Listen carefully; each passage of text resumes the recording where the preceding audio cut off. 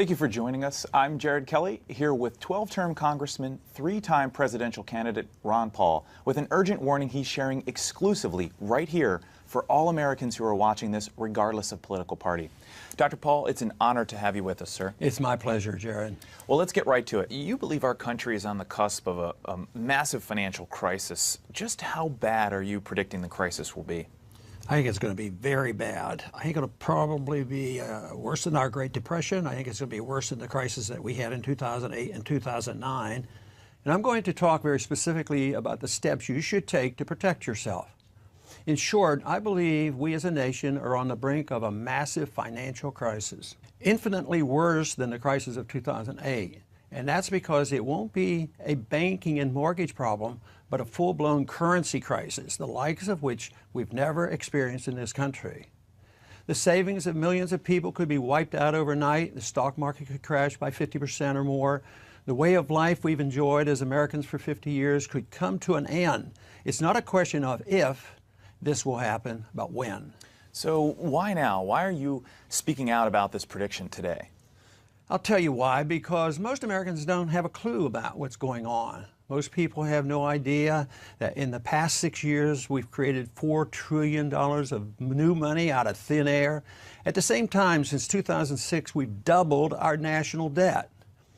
I've said hundreds of times throughout my career in the House, prosperity cannot be created out of thin air by a central bank. The people running our country today are living in a fantasy world. And if you're not careful, you and millions of other everyday Americans will pay the price. So, Dr. Paul, what do you think will be the biggest impact of this crisis? Well, sooner than most people think, I predict we'll see people losing confidence in the U.S. dollar as a simple result of investors around the world realizing our currency is no longer the safe haven it once was. And you cannot restore confidence with more paper money. And when the currency collapses, nearly everything else goes with it. Stocks, bonds, commodities, you name it. When you destroy a currency, you can destroy the entire economy. You can destroy the whole nation. The middle class gets wiped out. The way you live, work, travel, and retire and invest in America, everything is going to change. Some of it in ways most people can't even imagine. So, essentially, you're predicting the entire U.S. financial system will collapse. As someone who's spent 22 years in Congress, what do you think will be the immediate impact on the federal government? Well, I'm fearful of a collapse, Jared. For one thing, it makes it a lot harder for our government to borrow money and pay interest on all the debt we've racked up, or to expand the welfare state, or to station the U.S. military in 140 countries. But forget the government. The real concern is what happens to everyday Americans, especially the middle class. How so? Well, for the everyday American, if the government's broke, all your wealth, all your savings will be put in jeopardy. We'll see massive changes in our retirement system and Social Security. I wouldn't be surprised at all to see the government take over people's 401ks and IRAs. Why is that? Because doing that would essentially force people to buy worthless government bonds, whereas investors in the free market wouldn't touch them. In fact, I think we're likely to see huge tax increases and even a wealth tax, a fee on all your savings and valuable assets. Can you explain further about what you mean by a wealth tax? Absolutely. Anything is possible. It's only going to get worse. When this currency crisis hits, the government's #1 priority will be to control the existing supply of capital.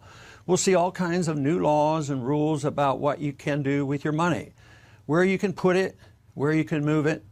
And of course, we'll see a massive inflation when all those trillions and trillions of newly printed dollars make their way into the economy. Because we can barely finance our debt right now, so you can imagine what it's going to be like when interest rates go up 0.5% or 1% or 2%, the ball game's over.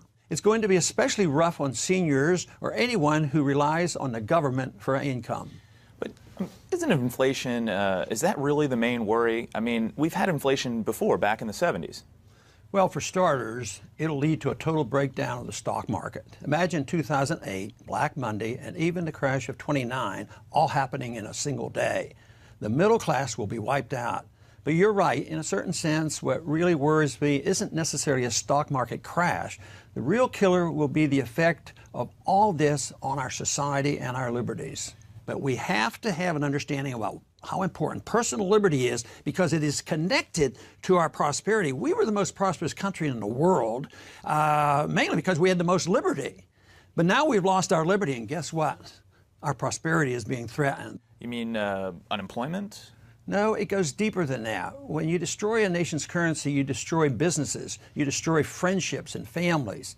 Faith in money is critical to a free society. Without it, you can forget about businesses and commerce, and you can forget about any sense of normalcy.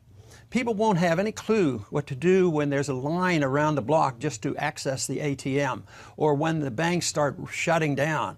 They won't have any idea what to do when stores stop accepting dollars as payment, or when no one's willing to make a loan anymore. So you're predicting social unrest? Definitely. I think we'll see problems in the big cities especially. In fact, we're already seeing the beginnings of that. Ferguson, the riots in New York and Detroit. What it comes down to is that people are going to be very, very unhappy when they turn on the TV one morning and hear that their life savings is suddenly worth a fraction of its former value. If investors around the world lose confidence in the U.S. dollar, the prosperity we've enjoyed since World War II will essentially cease to exist. Our governments on both the federal and state level could temporarily shut down. Businesses will close their doors. The price of things like milk and bread could skyrocket. Government created this. How can you depend on the Federal Reserve to solve this problem when they are the culprit who brought about the bubble and brought about the crash? The U.S. dollar is built entirely on confidence. If that confidence dissolves, so does everything else. And that's the weakness of paper money. Right. You see, governments have the power to declare paper to be legal tender, but they do not have power to give that money value. And this is something the politicians won't tell you. They've all been taught bad economic policy. I don't think they're bad people. I think I guess another term that is not as generous, but they're just ignorant of good, sound economic policy. I know because I spent 12 terms in Congress fighting the people who control our monetary system.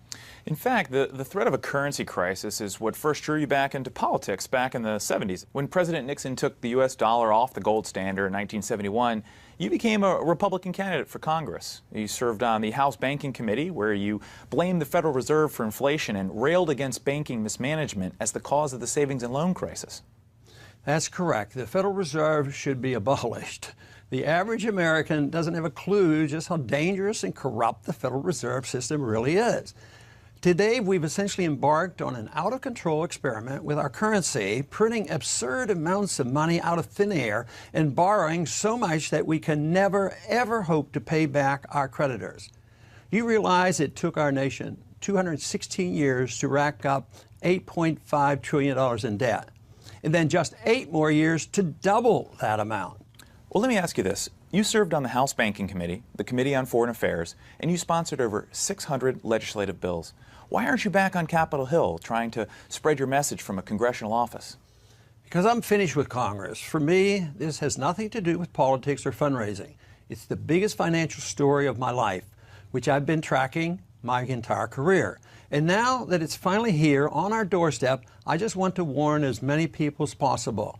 The simple fact is, the more people who prepare themselves, the better off we're all going to be. The fewer people relying on the government to fix this problem, the stronger our country will turn out in the long run. Because believe me, the government won't be able to do a single thing about this crisis. Remember, they're the ones who caused it. And remember this too, by the time we see a full-blown currency crisis, it'll be too late for you to protect yourself. The government won't warn you or save you. And I say that as someone who's met with every U.S. president for the past 40 years and every Fed chairman. I remember I once rode alongside President Reagan on his helicopter Marine One. And the subject of what's happening to our money came up. And he told me, he said, Ron, no great nation that abandoned the gold standard has ever remained a great nation. I also confronted Alan Greenspan about this, and he told me he still stands by his original thesis, which was published decades ago. He wrote, in the absence of the gold standard, there is no way to protect savings from confiscation through inflation. There is no safe store of value. But you're through with Washington now. Yes, My years of fighting in Washington are over. I don't work in Congress anymore, and I'm not making any more runs for the presidency. And that's why today, all I can do is spread this public message right here, right now, for anyone who's watching, and explain exactly how I believe you should protect yourself and get prepared. In fact, you're recommending an entire blueprint of steps to get ready, correct? That's right. I think it's remarkably simple for most everyday Americans to prepare. Now, keep in mind, I don't think you need to open foreign bank accounts, and I don't think you need to flee the country. The fact is, there's still nowhere else on earth I'd rather live than right here. But the important thing to realize is that you have to take action now. You have to realize that your financial safety is in your own hands. You can't wait for Washington to fix these problems. Real monetary reform will only come after a major currency crisis hits. And for most Americans, that will be much, much too late. That'll be only after a catastrophic stock market crash, after the bankruptcy of dozens of financial institutions, and after many people's savings are completely wiped out. And you're convinced these problems can't be fixed by elected officials inside our government, right? I tried to change the policy myself from the inside for 22 years. Believe me, I tried. And my conclusion is that there's absolutely no hope for the Fed or the government to conduct responsible monetary policy. I've spent decades grappling with Fed officials in committee meetings and at luncheons and private discussions with Fed chairmen. The problem is that our government cares very little about the basic laws of economics. They have very little understanding about how a free market actually works. What do you mean by the basic laws of economics? I'm talking about the consequence of printing paper money with no regard whatsoever for the value of that money. You see, governments can fool people for a while by printing paper money, but in the end, it's inevitable that trust in the money will be lost. Without trust, paper money is nothing. Trust in the dollar is absolutely required for it to keep its status as a vehicle of economic exchange. And we're already starting to see that trust fall apart in billions of dollars worth of transactions with more than 10 countries around the world. For example, China is also beginning to trade directly with Germany, Brazil, Russia, Australia, Chile, India, and South Korea, all outside the U.S. dollar. Some politicians might say, what about all the positive changes and steps we've seen in the economy in recent years? I mean, the market's up 200% since 2009. Real estate prices have rebounded. At a glance, many people believe that America's back to normal. Don't believe it. The problem is, these politicians typically look in the wrong places for evidence.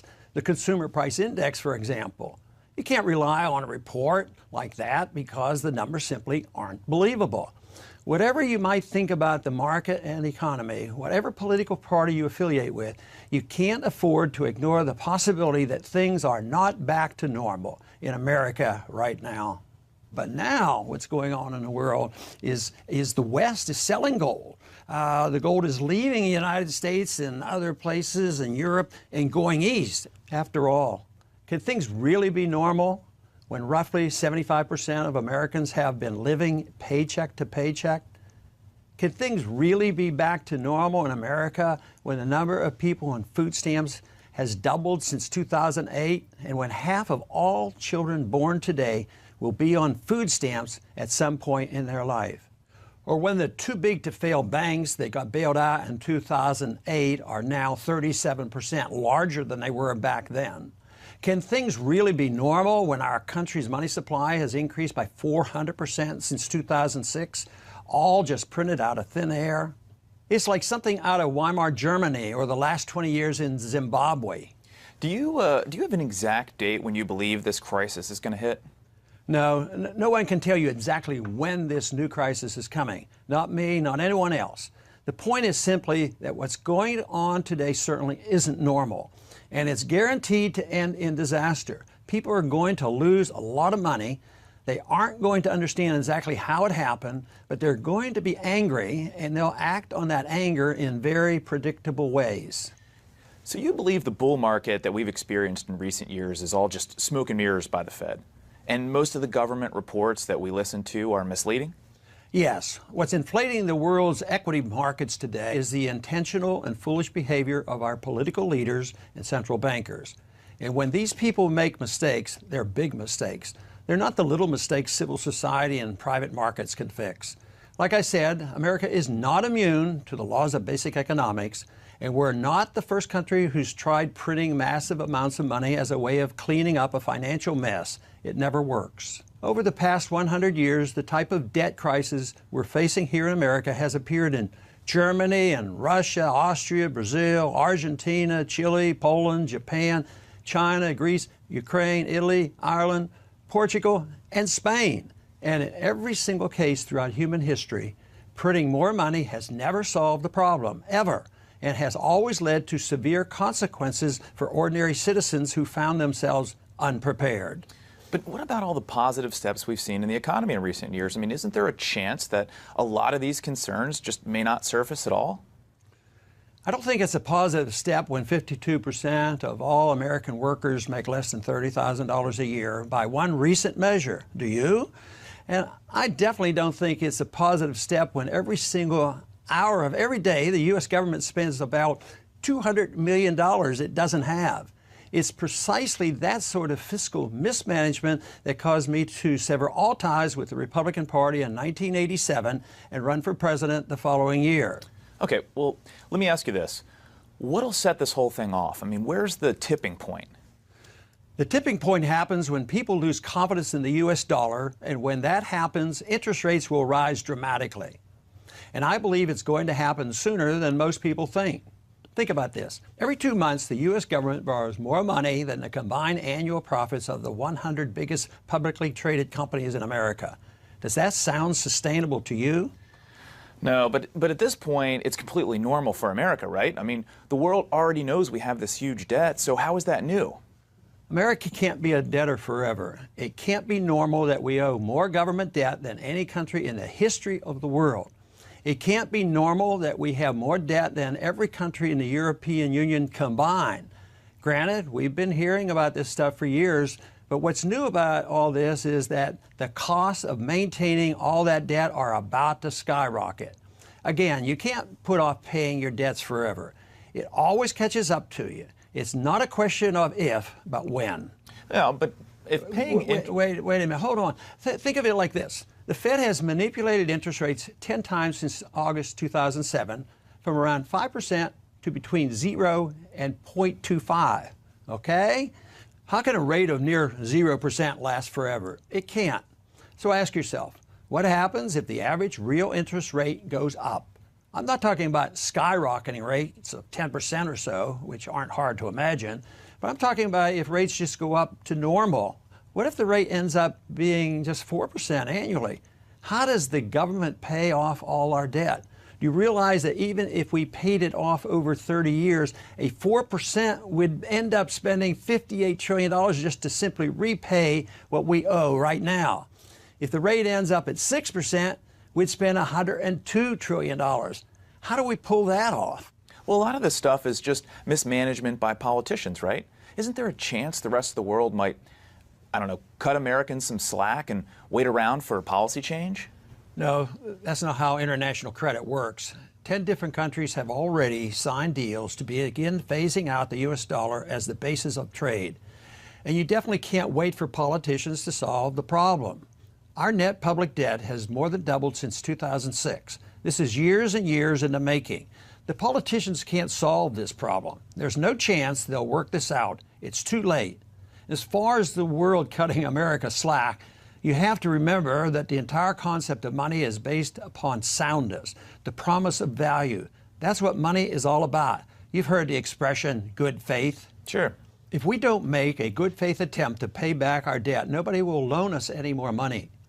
And printing even more money makes the problem worse. And that's because the entire idea of honest money developed naturally to replace bartering so that farmers didn't have to walk around with a bag of potatoes anytime they wanted to buy something, right? Paper money is a promise that something of value is tied to it, like gold. We left the gold standard decades ago, so the U.S. dollar is only as good as the faith people have in it. And that confidence is already starting to crumble. Exactly. And when money can't be trusted, the price signals in the market all around the world can't be relied on anymore, which makes it harder and harder for people to exchange labor and capital internationally. The entire system breaks down as a result of the inevitable mistakes people make investing and saving their money. The scary thing is that many people in America, including many politicians in Washington, don't understand this because the U.S. dollar has dominated the financial world for more than 50 years. Okay, so to summarize, you believe all the trillions of dollars of new money being printed by the government will cause a massive devaluation of the dollar on a scale that we've never seen before. People could lose a bulk of their savings in a matter of hours, and most people will be completely surprised. For some people, the only warning you're going to get is me sitting here right now and talking to you. You won't hear about this on the news until it's already happened. And the government won't say a word. It would cause a panic. And yes, the crisis could arrive literally overnight, as it did in Great Britain in the 1970s. We're already seeing the warning signs. The Fed itself has announced that since 2003, the exchange value of the U.S. dollar has plummeted by as much as 20%. The IMF has proposed an entirely new world reserve currency system. Even Warren Buffett, a man who built his fortune on the strength of America, has moved something like 70% of his remaining government fixed income investments into foreign currencies. Now, Dr. Paul, you have a unique record in Congress. You never voted for more debt. You tried to audit and even abolish the Federal Reserve, and you refused to vote for anything that didn't strictly adhere to the Constitution. Isn't there anything that monetary experts or fiscally minded politicians can do to stop this crisis from happening and prevent this tragedy before it's too late? Theoretically, maybe, but they won't do it for political reasons. No way. The actions of the Fed and the last two White House administrations have gone beyond anything I could have ever imagined or fought in Congress. It's too late. I fear there could be civil unrest, massive unemployment, a huge drop in stock prices, great destruction of wealth, the erosion of personal liberties, vicious capital controls, the suppression of privacy, authoritarian clampdowns, bank and brokerage closings on a massive scale, and ultimately a major crisis as the U.S. dollar is rejected for almost any non-paper alternative. And believe me, I'm not trying to scare you. At this point in my life, all I want is for Americans to wake up, pay attention, and realize the logical conclusion of what our government is doing today. The only question is, will you take the steps necessary to get ready? I sure hope so. One thing you can definitely do is protect your wealth.